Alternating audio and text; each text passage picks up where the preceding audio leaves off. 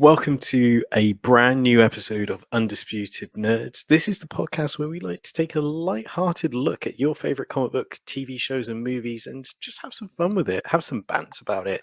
I am your host of today's episode, Zane Taicho, and as always, I'm joined by my fantastic co-host, the Gentlemanly Gamer. How are you, We good sir? certainly love to have a little bit of fun with it, don't we, Zane? Yes, good evening. How are we? Hello, everyone in Radioland. It's been a while since I've done that. I'm very well, thank you, Zane. How are you doing? Yeah, I'm doing Say good, hello. thank you. Yeah, I'm not too bad. What was I Had a gonna good say? night? Done anything tonight? Been up to much? I've seen Black Panther. Funny enough, Oh, Black Panther Wakanda weird. Forever. So have I. That's very Yeah. strange. I wonder. I did. Somebody did look just like you sitting next to me in the cinema. So I wonder if that's. Must have been that guy from Undisputed Anime. I don't know if Yeah, you. it was Dwayne Johnson. Looks just like you. Black Adam. Yeah, your yeah. inspiration, your lifelong love. Lifelong love. I don't know. I was going to say, your replacement Batfleck, but that just sounded weirder. Wow. But no, wait, how are you doing? How's your week been? Yeah, it's been good. I have been catching up on Cabinet of Curiosities. Have you been watching that on Netflix? With I want to say yes, but no, I have no, not. it's really good. What is it? Really good. It's it's like a short stories. They're produced by what's his name? Del Toro. Guillermo del Toro. Yes. The Guillermo. genius. You can say it a number of different ways, but yeah. the gentleman who. Oh, yeah. I did see this. Yes. Yeah. Sorry, I just looked it up. Yes. Oh my God. Well, if it's from his mind, it's going to be horrific. It is.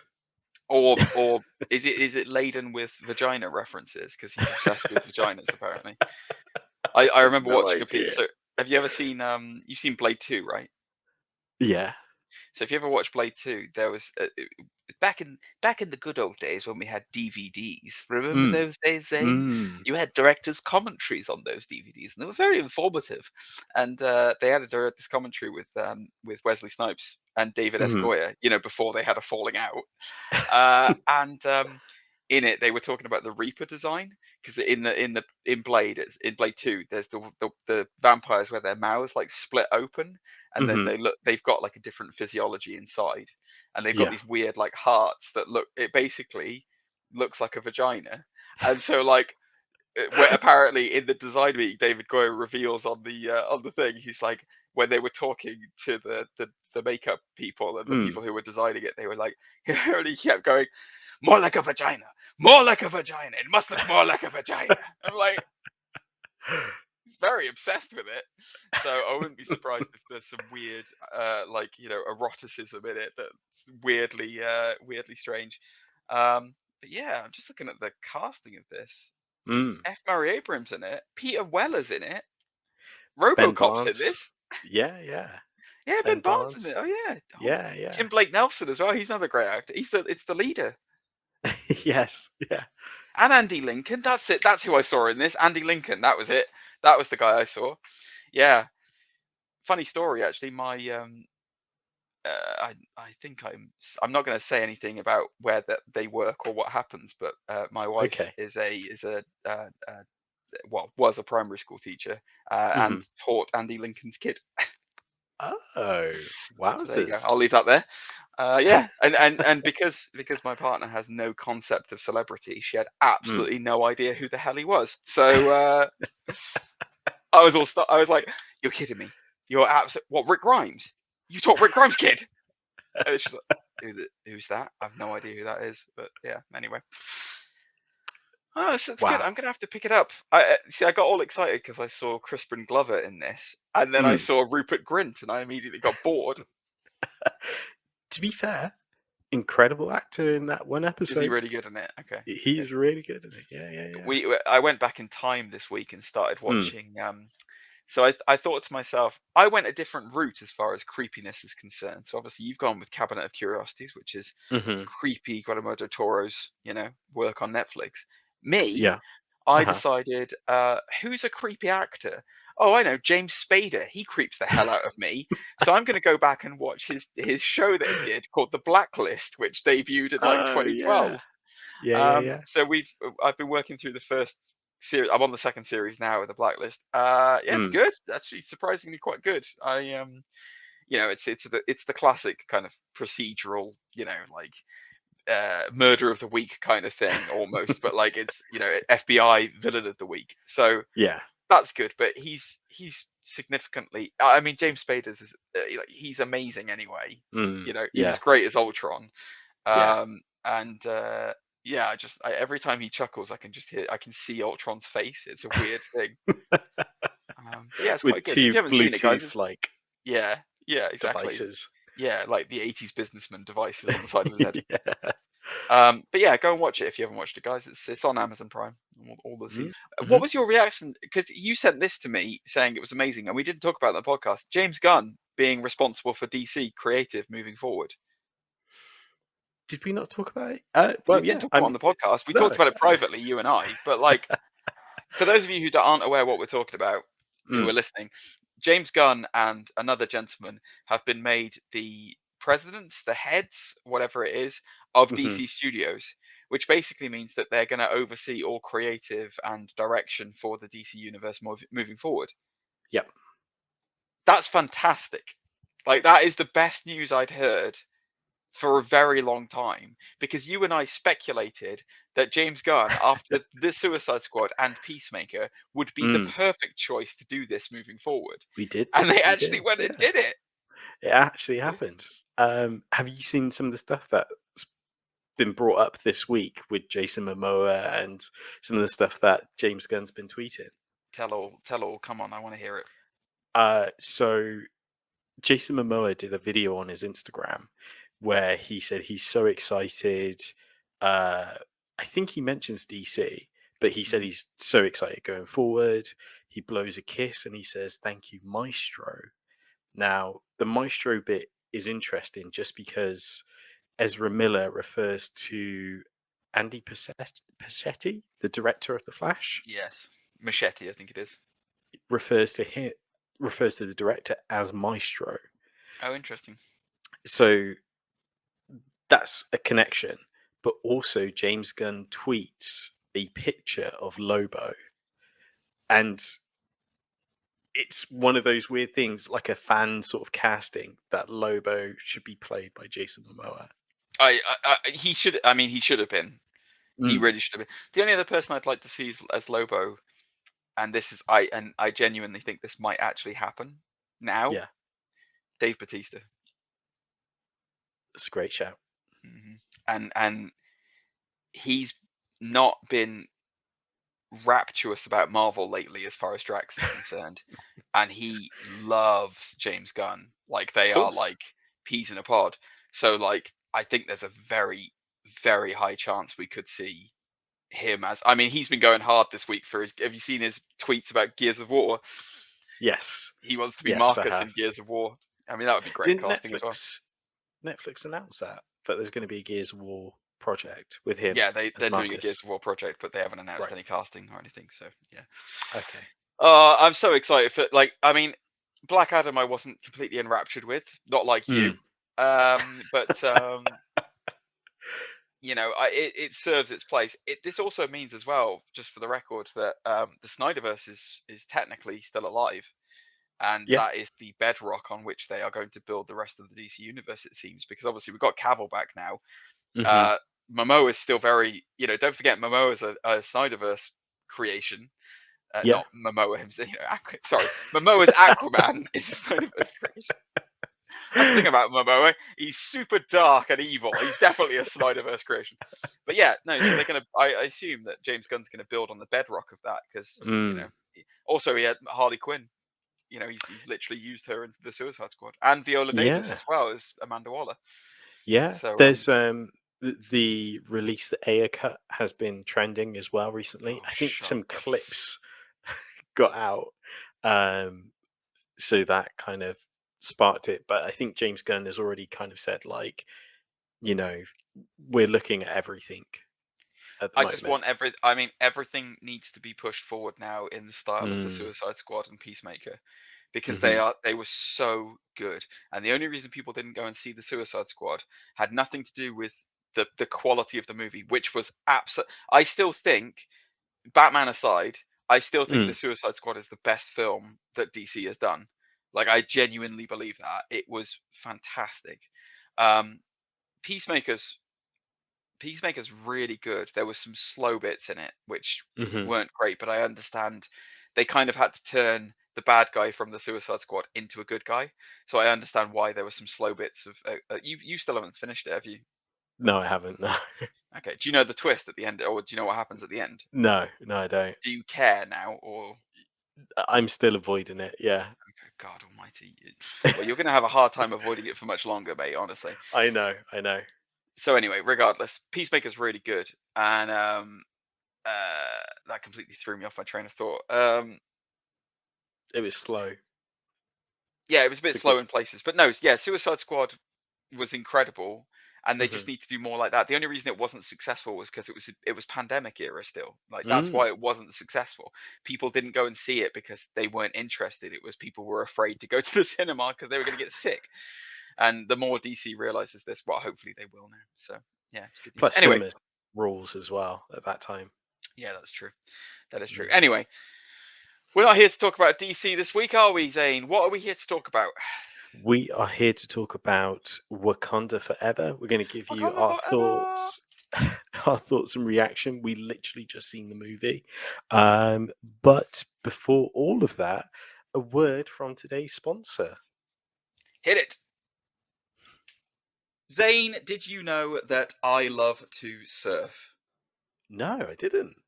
I know, it's amazing. You'd never believe it looking at me, but I am an avid surfer. Not of the sea, though. Oh, no, no. I am a surfer of the World Wide Web, my friend. And let me tell you something. When I go surfing, I definitely need some protection. Not the usual kind of wetsuit, though. I need some VPN. Do you know what VPN means, Zane? I don't. What's a VPN? Well, it would be a virtual private network, and let me tell you, we here at Undisputed Nerds are being sponsored this week, and a big thank you to the episode sponsor, Surfshark VPN. You can get Surfshark VPN 83% off and 3 months free, Zane, if you go to surfshark.deals/undisputed nerds and enter in the promo code Undisputed Nerds.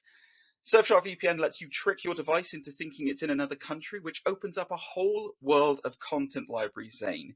So think about it this way. If you're in the UK, you can watch US Netflix, which has a far bigger selection of movies. You can get all of your Batfleck content that I know you love, Zane. I know you're looking for. If you're outside of the UK as well, you can watch amazing apps like BBC iPlayer. And if you're in the US, you can finally get access back to the old WWE network with its far superior functionality. We've been using, me and Zane have been using Surfshark here at Undisputed Nerds for a while. It is our official VPN, and it doesn't just let us gain access to all the comic book movies, but it also secures our networks by encrypting internet traffic, keeping our location and download history private, thankfully, so that people can't see me purchasing wetsuits. My favorite feature on the Surfshark, it knows when my phone leaves a trusted connection, like my home or work internet, and it immediately turns on to prevent interference. It's like having, I don't know, Batfleck's Justice League for your phone, Zane. I And know I know that, exactly what you mean. and I know you've got a lot of Batfleck on your phone right now. So sign up to Surfshark today by using our link in the video description below, surfshark.deals/undisputed nerds, where you'll get, again, 83% off and your first 3 months free if you use the code Undisputed Nerds. We really appreciate if you just at least check them out, as they're a great company and we love working with them. Support Undisputed Nerds and support your internet privacy with Surfshark. And there we go. Thank you, Surfshark VPN. Thank you, Surfshark. Do you want to play a little game? Wow, all right, Jigsaw. Jesus, that came out of nowhere. Well, I don't know, Zane. Am I going to be playing this game, or are you? I think, ladies and gentlemen, it's that time again. It's time for The Batman 360 No Scope. Zane.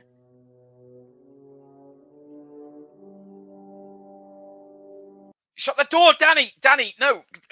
God, he just Did you see how excited he was? I know! He was so he was excited. hot on it. He was hot on it. I couldn't believe it, honestly. He had his fingers ready and poised over those notes. He was all going for it. I didn't realize he was carrying around a tuba with him, but apparently so. You know, he just has it 24/7, ready to bang out those notes. He's anyway, hot off out of Halloween, so we're not paying you, Danny. Anyway, so for those of you not knowing what the hell we're talking about, Batman 360 No Scope is a game we play every week. In the comic books, Batman does not kill; he tries to avoid it, and he never ever uses guns. However, in the movies, my goodness, does he love a bit of massacre?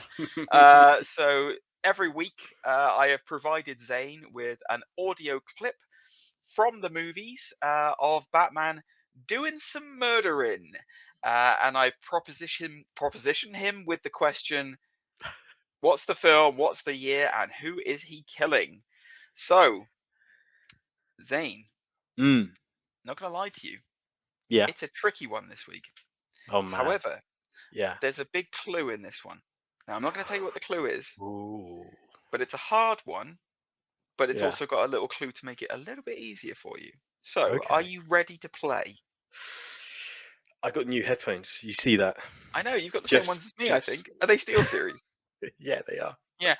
Sponsor of SteelSeries, please, because you have excellent headphones and I'd like some more of your equipment if you're listening. Anyway, yes. So you got the headphones ready, got them turned up, got that volume adjusted for the perfect balance with a great SteelSeries headset. Other brands are available if you're interested in sponsoring. Go ahead, Razer.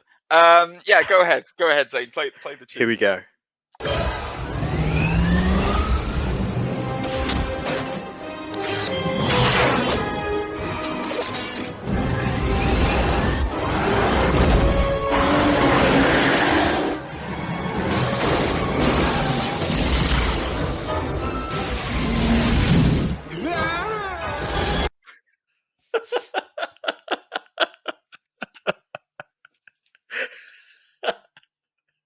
I love it, Zane. Wow. There you go. So, Zane, the movie, the year, and who he's killing. So, ladies and gentlemen at home, please play along. We're looking for the movie, the year, and who he's killing. So the theme tune would suggest that this is either Batman Forever or Batman and Robin. Okay. The yell at the end. Oh, you noticed that? Would make me believe it's Arnie, which would secure it more for Batman and Robin. Okay. Do you want to listen to it one more time? I do want to listen to it one more time. Go on, go.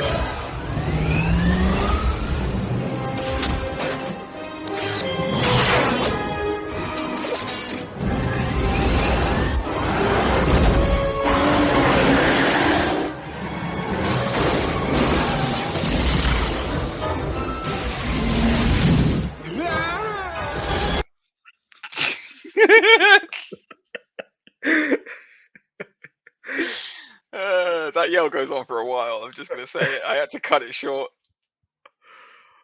I want to say this is the chase scene. Is it the chase scene where they jump off like a statue hand? And the two... That's not Batman killing, though, is it? All right. So I'm gonna press you for an answer. First of all, give me the film and the year. The film is Batman and Robin. Okay. It is 98. Okay. And I think it's that chase sequence. Okay. And that's your final answer. I know it's wrong, but it's the only thing I could think of. It is hugely wrong on all fronts. Yeah. So the chase sequence that you're thinking about, you're correct. Nobody dies, and at the end of it, it's Robin doing that yelling. It's not any bad guy.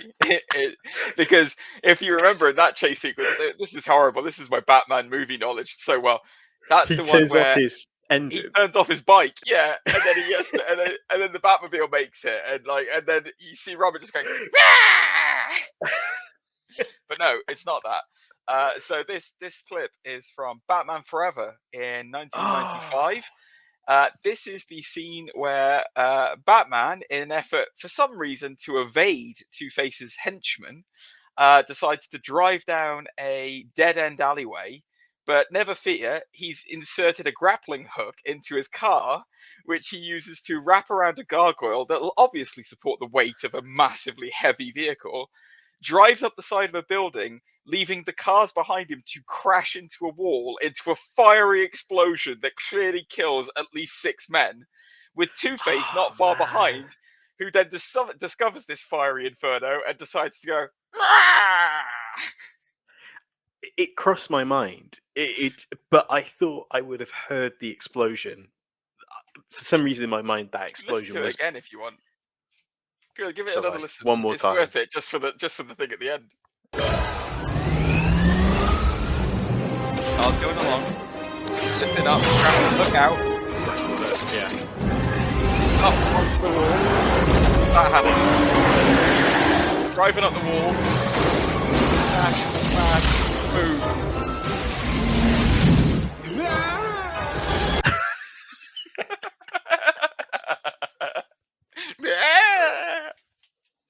I really need to watch. Who said Tommy Lee Jones was overacting in that movie? Honestly, guys, come on. I need to rewatch Batman Forever. Yeah, I need to as well. I've got it on Blu-ray. I need to watch it.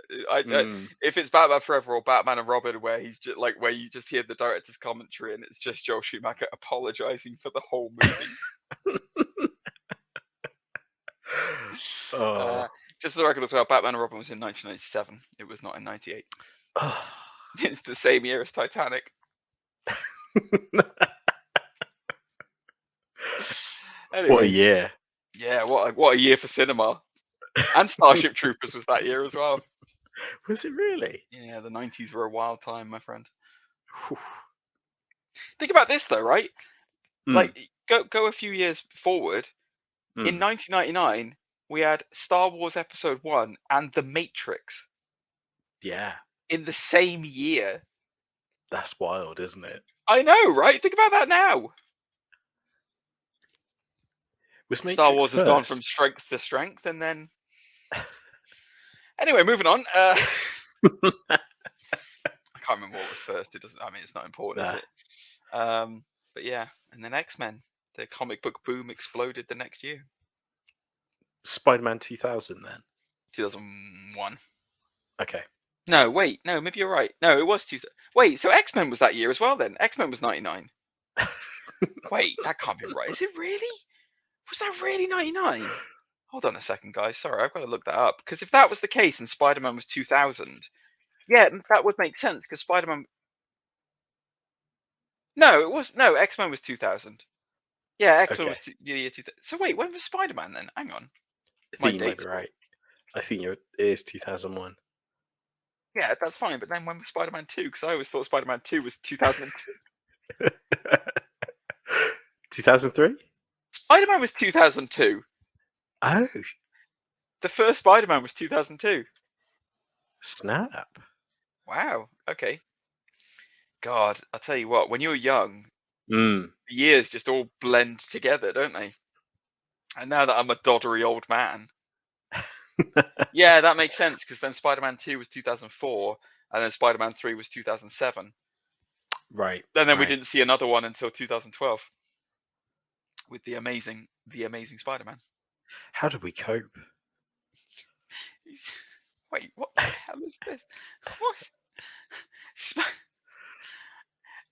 I think IMDb have got the foreign name of it. I don't know what language this is, but it says on the listing, The Amazing Spider-Man, aka Spider-Man Hamoufla. Oh. Hamoufla. I apologize for butchering any language that I am saying. Spider-Man Into the Spider-Verse. Spider-Man Mehmed Haq Akafish. You got that VPN turned on? Yeah, I'm gonna get off this before I offend anyone. I think it's probably the safer situation to be in.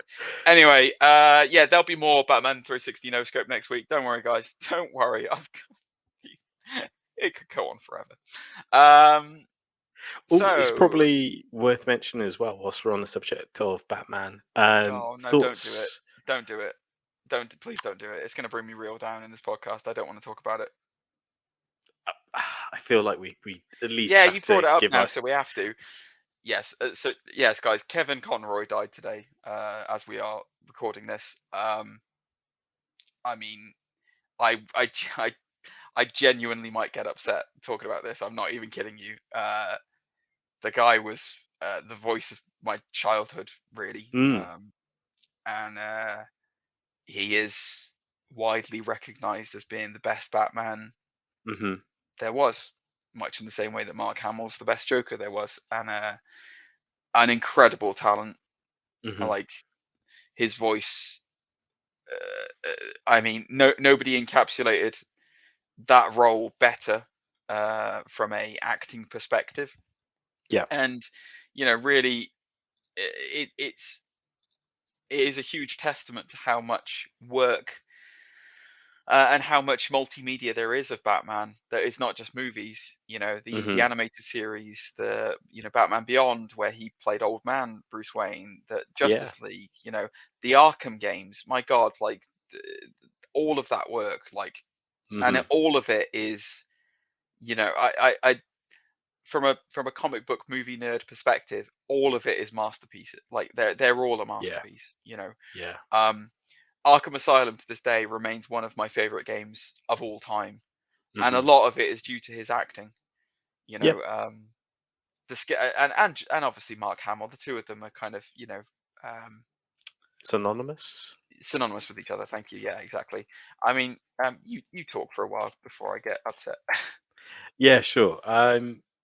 Yeah, I mean, he redefined what it was to be Batman. He was the first person to have a Batman voice and a Bruce Wayne voice, which is something that was never done previously. An incredible talent, and gave almost 30 years worth of work, body of work.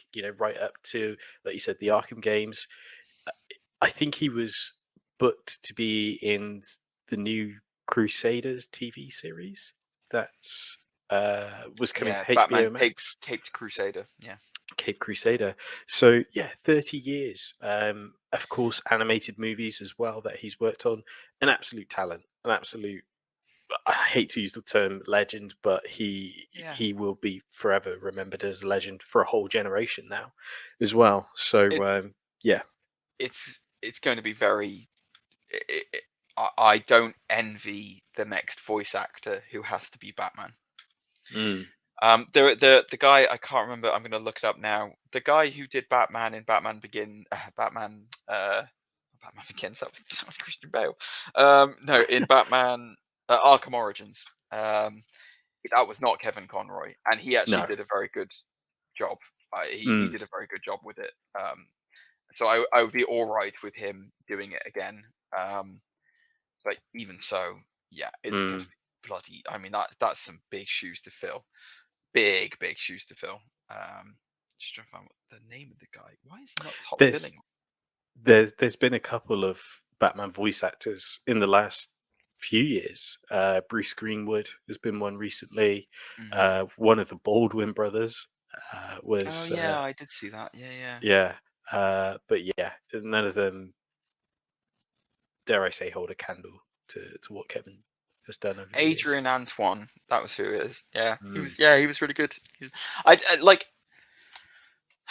I just you look through Kevin Conroy's catalog, because he was a not an Amdram actor, but he was like a proper actor's Stage? actor. Yeah, he was a Yeah. stage actor before he was cast as Batman. Um, and like I think we're gonna talk a lot about him already. It's quite bad. But like he was in a load of TV shows as well. Mm. Before he became Batman, and I think the biggest difference that he took with it, as opposed to previous people who had voiced Batman or played Batman, Mhm. a lot was left over of the Adam West era, with the Yeah. 60s, psychedelic Batman era. But he took it very seriously, and almost as if it was a piece of Shakespeare that he was doing. And the weight and the gravitas that he brought to that character, like that. I mean, my God, we would not be talking about the Batman animated series with such high regard if Mhm. the Batman casting wasn't perfect. Yeah. He was an incredible talent, and he's, I personally am going to miss him a lot as far as voice is concerned. He's done every computer game as well, pretty much, that Batman's been in. So, yeah, it's a really sad lot, especially considering he was only 66. Yeah. And he died of cancer, and it's it's another one, like ironically enough, like Chadwick Boseman, which we're going to talk about tonight. It's another one gone before their time, Yeah. and it's not fair, but Yeah.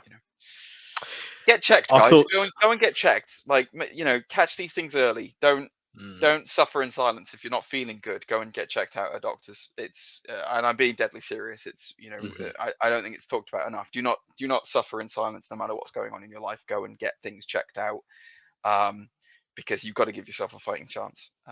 Absolutely. So, yeah, Absolutely. Anyway. Thoughts and prayers to Kevin's family and friends going forward. Should we talk about Black Panther: Wakanda Forever? I guess so. I mean, we've seen it, haven't we? So we might as well talk. We've named the episode after it, so we might as well. Yeah, Wakanda Forever. So this is the end of Phase 4, guys. This is the closing chapter I know. of Wow. Phase 4. So, do you want me to set the scene, or do you want to do it, Zane? I thought we'd just go straight into our ranking and then into spoilers. You're like, I don't want to talk about this. I don't want to talk about this movie. I'm done with it already. It's like, for those of you who don't know what the hell's going on, I'll give you a very brief recap. Wakanda's in mourning. T'Challa's gone. And how are they going to get by without him? Also, there's a looming threat of another nation, and that's all you need to know. Undisputed. Interesting. Because we have a rule on this where it's either disputed or undisputed, and there's nowhere in between. This was not disputed for me. It wasn't a bad film by any stretch of the imagination. There's problems that I have with it, but like on the whole, I quite enjoyed it. It's an undisputed. Yeah, you're right. It's undisputed for me. Yeah. It's. Yeah. Should we? Let's get into some pros and cons of it, right? We're going to do a full spoiler review, guys. So if you haven't seen Wakanda Forever, now's the time to put it on pause, go and watch it, come back. Welcome back. So I'll go through some of the things I didn't like about this first, right? Okay, yeah. It's a bit all over the place, this film. Mm-hmm. It's got some really good ideas, yeah, but it does seem to be a bit random in the way that it places those ideas. Okay. Can you give an example?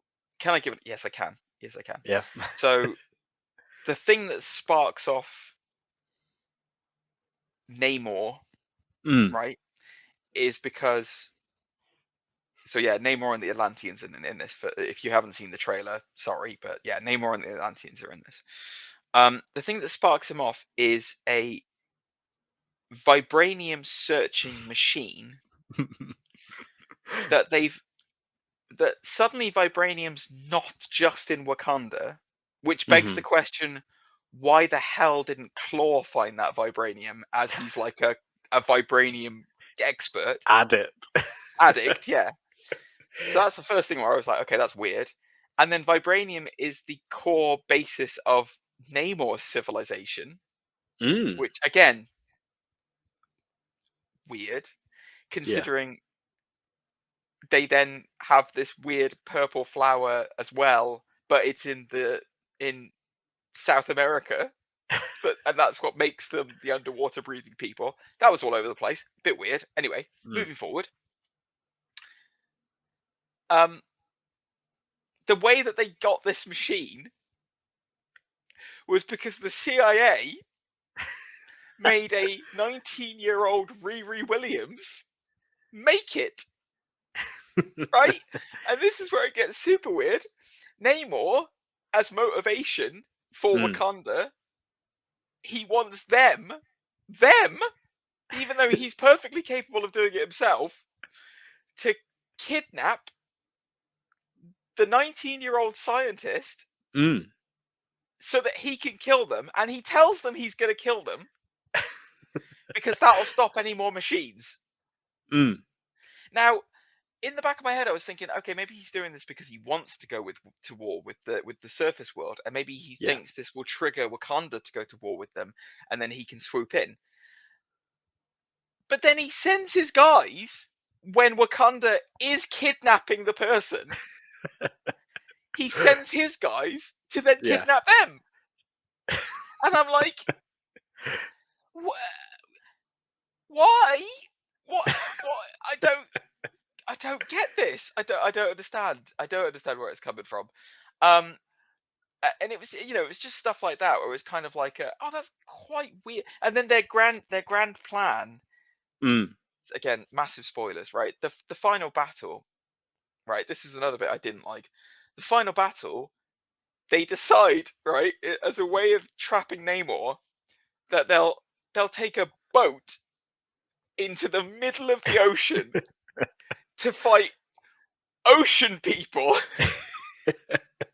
And they have no idea that there's a possibility that maybe the boat might sink. And or maybe there's not enough of them. Yeah, right. Exactly. Yeah, exactly. That's the other thing. They took like maybe a town hall full against an entire army of Atlanteans. And I didn't. I personally don't like that. So again, another spoiler. Shuri is the Black Panther now. Kind of suspected after the trailer and everything, but yeah, it's confirmed. Shuri is Black Panther. I don't like that Shuri is the Black Panther. And speaking personally, I thought that her character portrayal in this was very weak. I thought that she came across not good in the role. I get she's in mourning for her brother, and then later on, for her mother. Spoilers. But it just felt like she couldn't get it together, and even by the end of it, I still didn't really feel like she had it together. It was just kind of like yeah, I'm pretending to be female Chadwick Boseman now. Yeah, I'm cool. Hey, woo.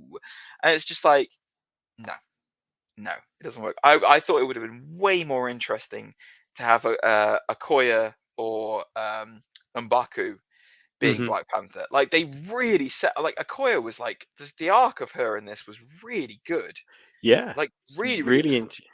I genuinely thought, when they kicked her out of the Dora Milaje, I really thought she was going to be Black Panther after that. I was like, oh man, they're setting up that's going to be her comeback.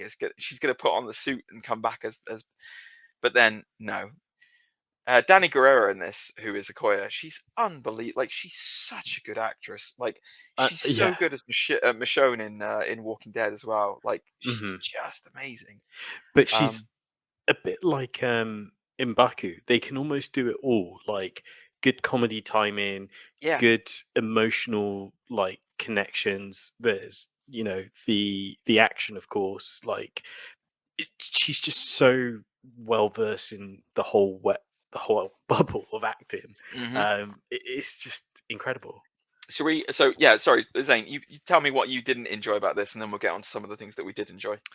Yeah, sure. I guess to kind of tread some of the grounds you laid out there, I thought the portrayal of Shuri was interesting, more so of the last time we saw her was probably Black Panther, the first film.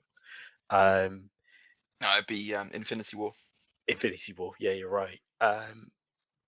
Yeah, it felt like there's elements of the old Shuri, but there's also elements of this kind of new character emerging. I guess what I didn't like about her character journey, not necessarily the character, but the journey itself, is, of course, she recreates the heart-shaped herb, which, okay, cool, that's amazing. We're kind of, the message of rebirth and stuff. if it is through Oh yeah, plants and stuff. I guess we should cover that as well, because like the they do give an explanation for how T'Challa died in this, don't they? Of sorts. They mention it's an illness, don't they? But one that they couldn't cure in time. Yeah, the only thing that would have cured him was the herb that was destroyed by Killmonger in the last film. Yeah. Yeah, but again, I guess it's an easy writing choice to kind of get around that. But the one thing, as I was saying, was like I didn't stick with was the idea of that she used the herb for her own sort of revenge motive and not as an honorary part of tradition. Yeah, The not fact to that carry her on the tradition. Yeah. Yeah, the fact that her mum passed away and her mum really pushed her to be the new Black Panther and stuff. And that's something that's introduced very, very early on in the movie. But then when she does decide to do it, it's not to honor her mum's wishes, it's to as a tool for her motivations for revenge, which is it's doesn't stick the landing, if you know what I mean. Yeah, I don't like it because it's the same as far as I'm concerned. It's the Skywalker syndrome, where it's like, oh, only a Skywalker can be a Jedi. It's like, well, it doesn't have to be a member of that family. Like you've established in that world, in that universe, that you can do a trial by combat, and anyone could be the Black Panther. Anyone has the right to be the Black Panther and King of Wakanda if they are strong enough and they do a trial by combat, which is the whole plot of the first film when Killmonger kicks T'Challa's ass and becomes king. Like they actually literally have set up a way that they can do that. And yet they just ignore it in this. And it's just like, oh yeah, sure he's going to do it because bloodline and everything. Great. But they have to survive the treatment as well, don't they? But I know what you mean from a writing point of view. Yeah, it's... Yeah, they had an out. They could have done it. They could have literally just established at the beginning of this film. I get that you have a queen, but like you could have quite easily. I mean, imagine if M'Baka had challenged her.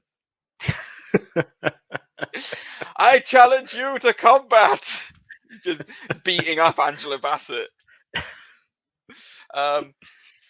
Yeah, sorry, carry on. What other things did you not approve of? I think that's a majority of it, really. I think that it was just the way it finishes. It's kind of, like you say, a bit weird. And I like Riri Williams. I thought that they did a great job of, and she was, good comedy value and everything else. But it did feel a little ham-fisted of being like, here's Riri Williams, aka Ironheart, coming to Disney Plus soon. I agree 100%. I don't think this was the right way to introduce Riri Williams, honestly. I think it was quite a poor way. I agree. That's one thing I didn't talk about in mine. Yeah, I think it was... She did not need to be part of this at all. At all. It just felt like a completely worthless throw-in just so that they could go, oh, we got some Iron Man armor.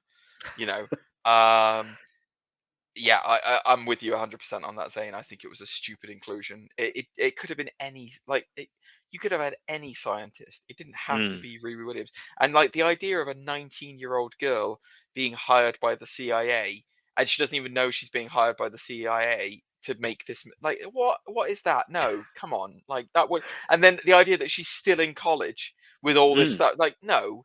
If she's making machines for the CIA, they're not going to put her in a university college and she's going to be a anyone can kidnap her. Come on, get the out of here. Don't be ridiculous.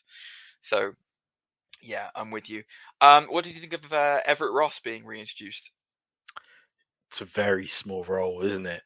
Like, I mean, again, he does the job. He passes on the information. He has his comedy values. Yeah, it's weird. It's almost like he's a Wong relation to Wakanda. You know what I mean? He's the guy who's like, he's the every man who wants to do the right thing, kind of, But and then the fact that he used to be married to what's her name? Val Valeska de Fonte, or whatever her name is. Yeah, and she's now a proper So we that's one thing to take out of this, guys, is that it was established in this that Val is now the basically she's like the Nick Fury of the intelligence world Mhm. for America now, except she's a maniac. And she wants as much war as possible. She wants to make America the superpower, Mhm. and it's very clear that they want vibranium for super weapons. And vibranium has become the most coveted resource in the entire world now that it is revealed. And apparently it doesn't show up on metal detectors either, which was revealed in that, which I don't know if that's going to come up later on, but we'll see. Yeah, So anyway, very interesting. that was enough bad things. Chadwick Boseman's shadow looms very, very large over this movie, and you and I both came out of this saying there was just something that was missing from it, and it is. I mean, looking at it now, it was Chadwick Boseman. It definitely, not having T'Challa as the Black Panther, his and the reason why I thought that the most was because, so again, massive spoilers, guys. Mhm.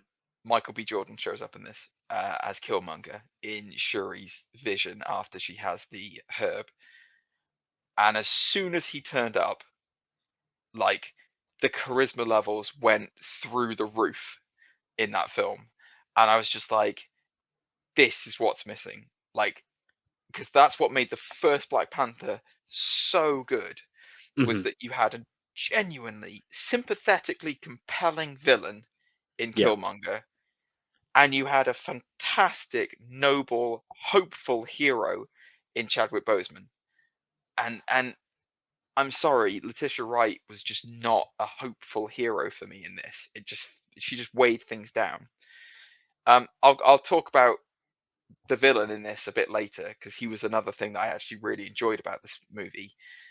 But it just felt. Am I alone in this saying? It just felt like there was a Chadwick Boseman shadow hanging over this. I think there was always going to be, like, you know, regardless of if regardless of if Shuri was going to be the Black Panther or not, even if it was Okoye or Yeah, Nikita, right. I thought Nikita would have been an incredible Black Panther. Nakia. Nakia, sorry. You mean Lupita Nyong? Is that you? Yeah. Yeah, Nakia. Yeah. But like you said, there's it was always going to be an uphill battle because he's such a strong lead in all of those movies, even in the small amount of screen time he has in Infinity War. The whole Wakanda Forever in Infinity War is why this movie has that title. Yeah. Do you know what I mean? Oh yeah, I know what you mean. I mean, he just, Chadwick Boseman had an it factor. If you see his performance in, I think it was in Ray, Yeah. like, away from Marvel, he was just so talented, man. Like, he was just unbelievable. Like, he just took over the screen when he was on it, and not in like a overacting kind of like steal everything kind of way, but just like in a, I cannot take my eyes off that guy. He's absolutely compelling, And you look at, like, it's interesting. We talk about Riri Williams' introduction. He was introduced as like an afterthought in Civil War. Yeah. My God, like, that goes to show you how it was done right, because he's incredible in that. And then everyone was like, "Oh my God, I can't wait to see Black Panther. This is going to be great." It's an interesting comparison when you mention it, because I was thinking on the drive home, his introduction is a revenge story because he's trying to get revenge for his father, and they mention it in the movie as well, don't they? Like he leaves his killer alive. He leaves his killer alive. But it's such a night and day sort of, I don't know, like It's I think some of this does boil down to the fact that what we've been talking about, and what I've mentioned on the podcast before, which was the initial casting from Marvel for the first 3 phases was so good that when they try and move on from stuff, I genuinely miss the old cast. Like, I really do. And I get that, like, I get they didn't plan to move on from Chadwick Boseman. Unfortunately, it was a tragedy what happened. But, like, this this is the problem that they face. You know, it's like I don't really care about seeing an Avengers movie right now without Robert Downey Jr. or Chris Evans or the main. Obviously, I will because it's Marvel and I'm a massive nerd. But like, do you get my point? It's going I to can take a see where you're lot. coming from. Yeah. It's And the drawing power, isn't it? More than anything. it's the drawing power and it's the hit and miss casting sometimes as well. Because like Benedict Cumberbatch is amazing, but he's not a Robert Downey Jr. replacement by any stretch No. of the imagination. I think Aman Vellani as Kamala Khan is incredible. Like she's awesome, but she needs more. She needs a grander scale to perform on. Yeah. I don't know whether it's just the knock-on effect of having TV shows that feel smaller in scale and smaller in budget has made it feel less. Um, and maybe less special as well because I see them every week now instead of like I see an Avengers movie once every 4 years or so. I Sure. don't know. I'm just speculating as to what it might be, but just with Wakanda Forever, that just felt like there was something missing. Yeah.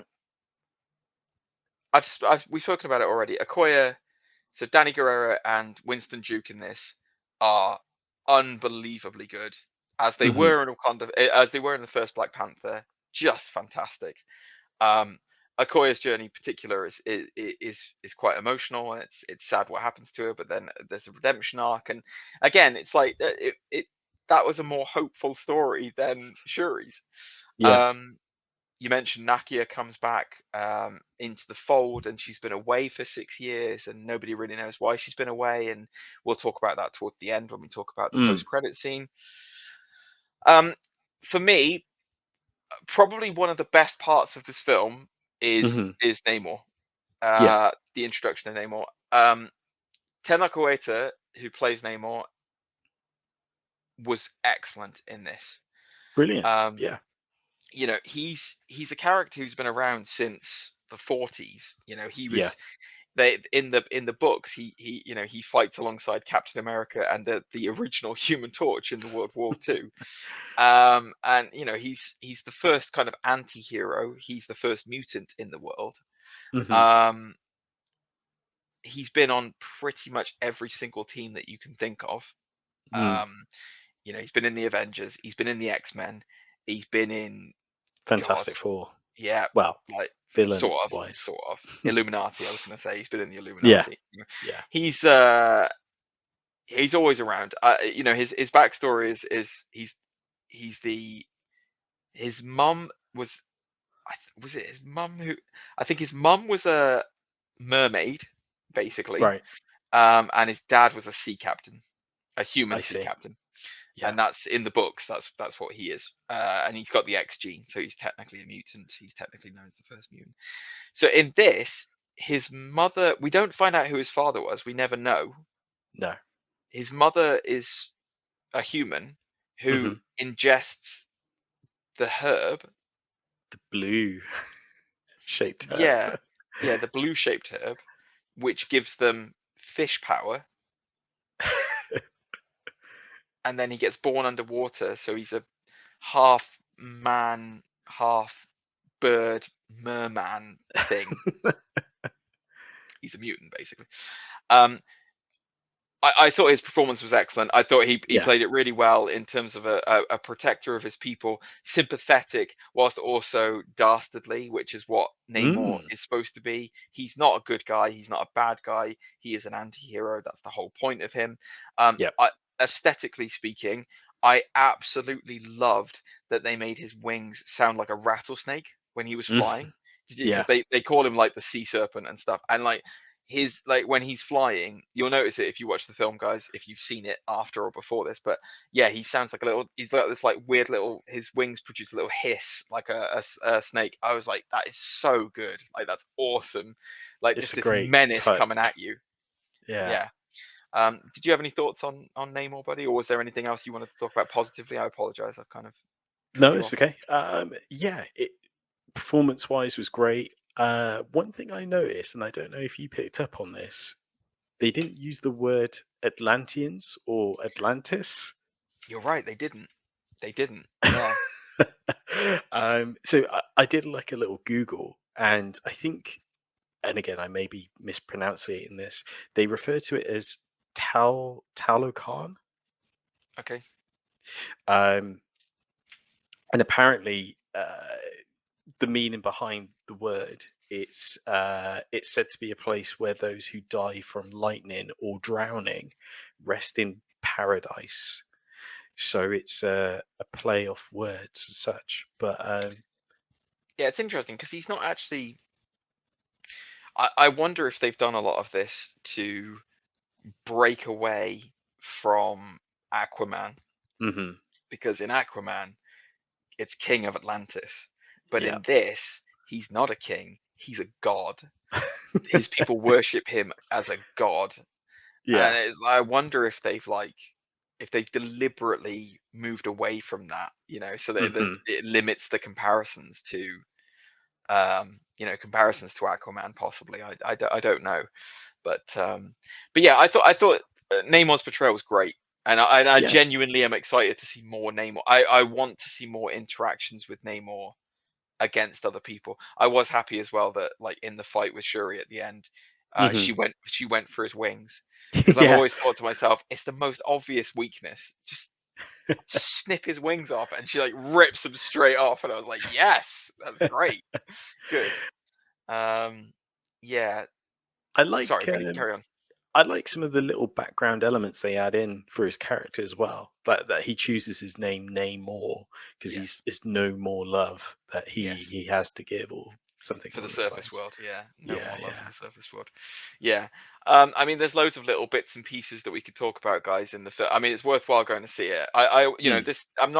This is definitely not by any stretch of the imagination the worst of Phase 4. Like, No. this was good. I didn't feel bored at all during the film. I think it had enough emotional weight and enough enough stuff to make it a good film. It's just that it missed just that little bit of magic. It's Mm. it's the same kind of thing as, like, Matrix Reloaded is a good example of that, where it's like, it's a fine film and I can sit through it and but it just misses that little bit of magic of Just the missed. first. It's Yeah. just something that's not quite right. But yeah, I guess, should we talk about the post credits? Two things I just want to mention quickly. First one is the Midnight Angels. I know it's a comic book reference. Not really a fan of, like, the weird Power Rangers / Predator outfit. No, thank you. It actually kind of looked a bit like one of the Iron Man suits, like one of his, like, knockoff, like, construction worker suits. So yeah, I wasn't a big fan of that. What I was a fan of, and I thought was a great sort of little callback, the character Ayo gets promoted to general of the Dora Milaje, Oh and yeah. she was in Captain America, well, Falcon and Winter Soldier, because she's supposed to be Bucky's handler or connection to Wakanda. You're right. She's in She's in Civil War as well, because she's the Oh one. yeah, They're the ones who turn up to the UN embassy, and yeah. they're in, like, suits and stuff. She's the one protecting T'Challa there. So yeah, I was like, oh, that's a nice little kind of, like, Yeah. again, connections and stuff. So yeah, Yeah, I'm gonna have to look into it, because they mention Okoye's husband. Did you notice that? yeah. And they say, he's in prison, like, he's still alive and in prison, and I Mm. can't remember who her husband is. It's the guy from the first one who portrays T'Challa, Oh yeah, of course it is. Oh yeah, I remember. played by, is it Yeah, Daniel? yeah. I'm not even going to Oh attempt God, it. I don't remember. I don't. Kuya? Yes, something like that. Something Mm. like that. Yeah. Atuma is in this as well. To talk about that. Yes, yes, he is. Portrayed very differently, because, like, in the books, Atuma's an enemy of Namor. They are enemies, because Atuma is basically like a barbarian of the Atlantean people. He's not he just wants to kind of take over the throne and murder everyone. So yeah, it was just interesting to see him, and Namora as well. His partner is in this. Yes. Yeah. So Great call. Yeah. yeah, there's a lot of bits and pieces in here to unpack. I think we're going to see more from Namor. I really do. 100%. I think he'll pop up probably in one of the Avengers. I wouldn't be surprised if he shows up in New World Order. That's fair shout. Yeah. Considering he's gonna considering it's gonna be like him against the surface world. I don't know. Maybe Eternals 2. Why is there a Celestial in my ocean? Yeah, Eternals 2, Celestial Backdoor. God, I hate the Eternals. Right, so anyway, yeah, let's kind of move on. Riri Williams we'll see again in Armor Wars. And she's getting her own show. Yeah. Yeah, it's just she was fine. It just didn't need to be in this. It really didn't need to be in this. The armor looked cool though, but didn't need to be. Again, Power Rangery, very Power Rangery. So the after credits scene. Let's talk about that. So first of all, now I have a bone to pick with you because you don't think this is the case. Okay. We get a scene in the ceremonial fighting pit in Wakanda where they're all praising Shuri, but then it's not Shuri that turns up, it's M'Baku, and he says, "I wish to challenge." Now, if nobody meets that challenge, it means that he's king of Wakanda. Because that is the same thing that Killmonger does in Black Panther 1. So, I think M'Baku is now going to be the leader of Wakanda. I can see where you're coming from. Which means maybe he'll get the herb. Because that's what happens after you win the fight. Because when you have the ceremonial thing, they take your powers away. Yeah. See, the way I the way I took that in was that M'Baku was now going to be Shiri's representation. Like he's her counsel. He's her. So he will be her representation in Wakanda. I did not interpret that at all. Was not okay. I mean, like you said, it's supposed to be Shuri's ceremony. They still refer to her as Princess Shuri, but not Queen Shuri. Yeah, exactly. So it's a coronation, but we'll see. We'll see what happens. But I just thought it was very interesting. So yeah, okay. So the proper post credits, guys. I don't think we were very surprised by it. But the reason why Nakia has been away for 6 years is that she had T'Challa's baby, and T'Challa has a son whose name is also T'Challa. So it's basically a way of them replacing T'Challa by saying, "Hey, it's T'Challa, the Black Panther," except it's not that T'Challa that you remember. It's this T'Challa. It's T'Challa Jr. It's T'Challa. Yeah, exactly. I got so excited when I thought it was going to be a Kang variant, honestly. I know. He talks about it and then he goes, "But that's not my real name." And I'm like, "Oh my god, is he going to say Nathaniel? Please say he's going to say Nathaniel, because obviously that's Kang." And I was like, "Oh my god, oh my god, oh my god!" And then it's like, no, my name is T'Challa. I'm like, "Cool, kid. Thanks. Nice. See you in 10 years." What did you think of the post credits, buddy? It's nice because I was kind of in the camp of, it's a shame that we'll never get to see other T'Challa stories, like him marrying Storm and things of that nature. I was trying to do the maths on this because I was like, it's 6 years ago, and then I completely forgot, but then remembered the snap.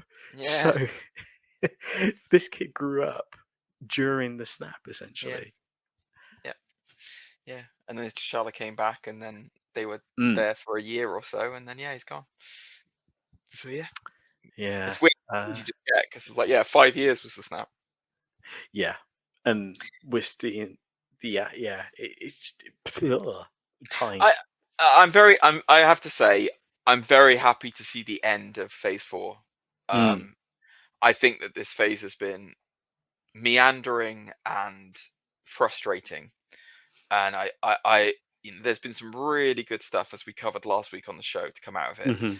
Wakanda Forever is definitely not the best thing to come out of this. It's not. It's a good thing to watch. It was fun to watch. I would recommend to go and see it if you love Marvel Yeah. movies. You want to see a nice tribute to, it was a nice farewell to Chadwick Boseman. They do the whole intro in the Marvel Studios thing, and then we get a couple of Yeah. emotional beats, and it's genuinely sad to see him gone. But I'm very much ready to move on, and I'm very much ready to get on the Kang train.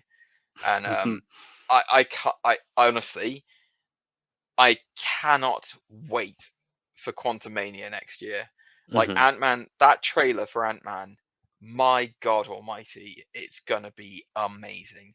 And Jonathan Majors is going to be the thing that makes this interesting for the next couple of years, because God, I just want to see all the variant Kangs, all the Yeah. intricacies. There was a theory that apparently I saw this on Screen Crush, that Kang, in the dimension that Doctor Strange goes to, where the Illuminati are. Yes. The reason why Tony Stark wasn't there is because Kang had killed him already. Oh, It, wow. so like there's like a load of theories, because obviously in one of the leaked trailers from Comic-Con, as I Yeah. think I mentioned this to you last week, Kang says, "You're one of the Avengers. Have I killed you yet?" And Mm. there's a lot of theories about like multiple Kangs, multiple variants, killing different times, killing different people, and the theory that the reason why these Avengers will be able to beat Kang is because it was in this reality that Tony Stark creates the inverted Mobius strip to do the time travel, I which is see. going to be like the key to beating him, which is why He Who Remains called Owen Wilson Mobius or Mobus M, or whatever what his name is. But after that, like, because it's like his kind of, the theory is it's like his weakness kind of thing. And I I'm see. murdering this theory, but yeah, it was fascinating. Go and watch Screen Crush, guys. It's on YouTube. It's very informative and very interesting theories for things. And I genuinely think that it might be the case. But yeah, anyway, I can't wait. Quantumania is going to be amazing. It's gonna be fantastic. More Paul Rudd. Give us more Paul Rudd. Yeah, Black Panther, interesting one. It's probably one of the better movies out of Phase 4, without a shadow of Yes. a doubt. But like you said, it just doesn't hit the mark. It doesn't. Yeah, but There's just something. There's just something missing. yeah, it's that secret sauce. Yeah. But let us know what you think in the comments and in this everywhere else. Don't know where I was going with that. In the comments and in this everywhere else that is life, literally come to our house and knock on our door and let us know what you thought.